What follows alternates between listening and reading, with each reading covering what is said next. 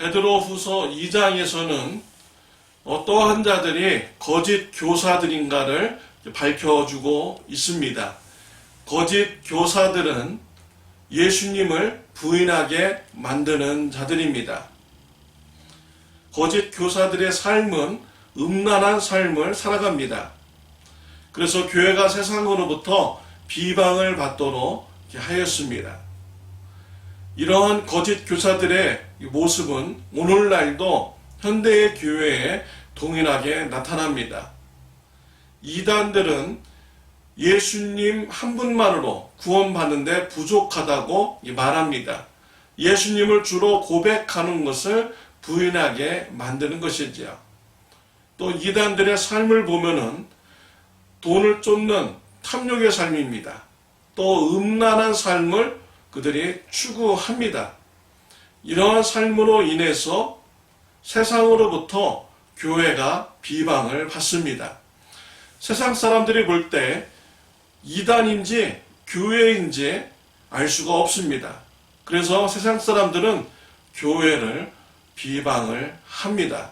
이단들로 하여금 세상으로부터 교회가 비방받도록 하게 만듭니다.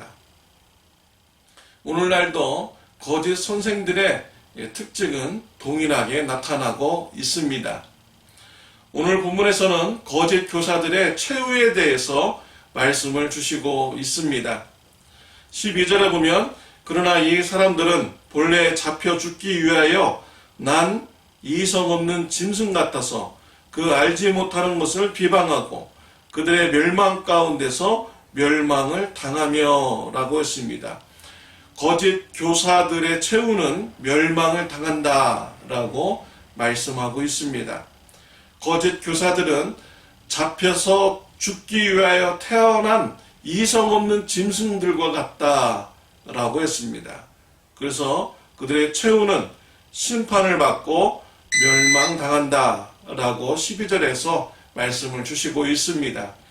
13절 14절 말씀 불의의 값으로 불의를 당하며 낮에 즐기고 노는 것을 기쁘게 여기는 자들이니 점과 흠이라.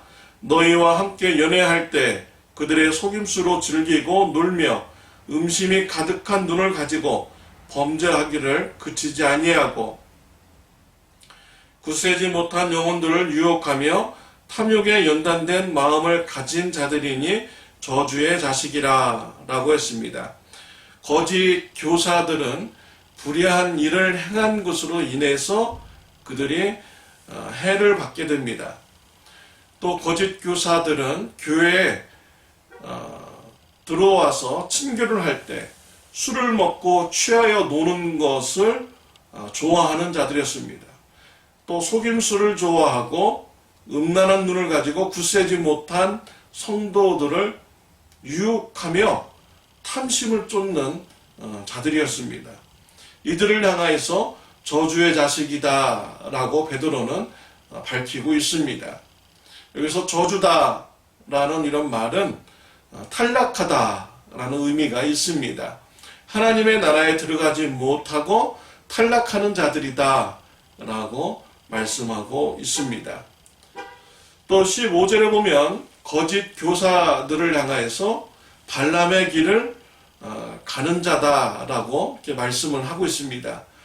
발람은 모압 왕이 주는 재물에 눈이 멀어서 이스라엘 백성들을 저주하려고 했던 자이죠. 하나님께서 발람의 길을 막으시려고 나귀를 통해서 사람의 말을 하도록 하였습니다. 나귀가 사람의 말을 하여서 그 길을 가지 말라고 전하여 준 것이지요. 그런데도 발람은 탐심에 눈이 멀어서 이스라엘 백성들을 죄짓게 하는 방법을 모압 왕에게 알려줍니다. 이스라엘 백성들이 죄의 유혹에 넘어집니다. 하나님께서는 이스라엘 백성들을 심판하셨습니다. 이스라엘 백성만 심판받았습니까? 이스라엘 백성들로 하여금 죄를 짓게 만든 발람도 심판받아서 죽게 만들었습니다. 거짓 교사들의 길이 바로 발람의 길과 같다라고 씁니다. 17절에 보면 거짓 교사들을 위해서 캄캄한 어둠이 준비되어 있다라고 되어 있습니다. 즉 거짓 교사들은 최후의 모습은요, 멸망당하고 저주받으며 어둠 속에 갇히는 이런 심판을 받게 되는 것입니다. 22절에 보면 참된 속담에 이르기를 개가 그 토하였던 것에 돌아가고 돼지가 씻었다가 구덩이에 도로 누웠다는 말이 그들에게 응하였도다 라고 했습니다. 거짓 교사들은 교회에 들어와서 예수님의 복음의 소식을 들었습니다. 거짓 교사들은 예수님의 소식을 들었음에도 불구하고 거부를 하죠. 그들은 죄된 삶을 살아가게 됩니다. 이러한 자들은요, 예수님의 복음을 전혀 듣지 못하고 살아가는 사람보다 더 큰 죄를 지게 된다라고 이렇게 말씀을 한 것입니다.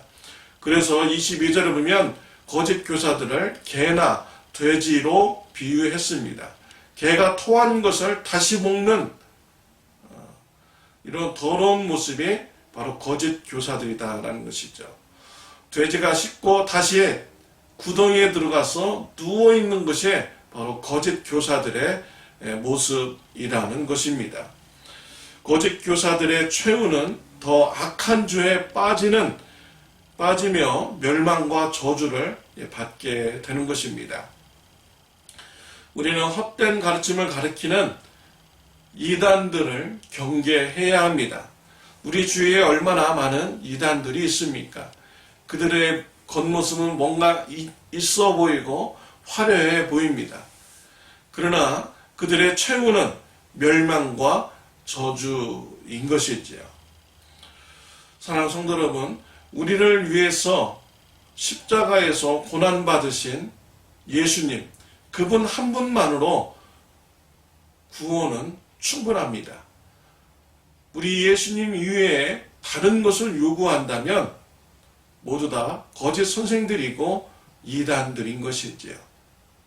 예수님을 주로 시인하는데 방해하는 자들, 예수님을 부인하게 만드는 자들은 모두 다 거짓 교사들이며 이단들인 것입니다. 이러한 이단들을 경계하는 신앙의 삶이 저와 여러분들에게 있으시기를 바랍니다. 기도드리겠습니다. 하나님의 아버지, 우리가 이 땅에서 살면서 이단들의 여러 공격이 있습니다. 이단들의 공격에도 오직 예수님만 붙잡고 우리가 만족하며 구원받는다는 확실한 믿음 위에 설 수 있게 하여 주옵소서. 예수님의 이름으로 기도드렸습니다. 아멘.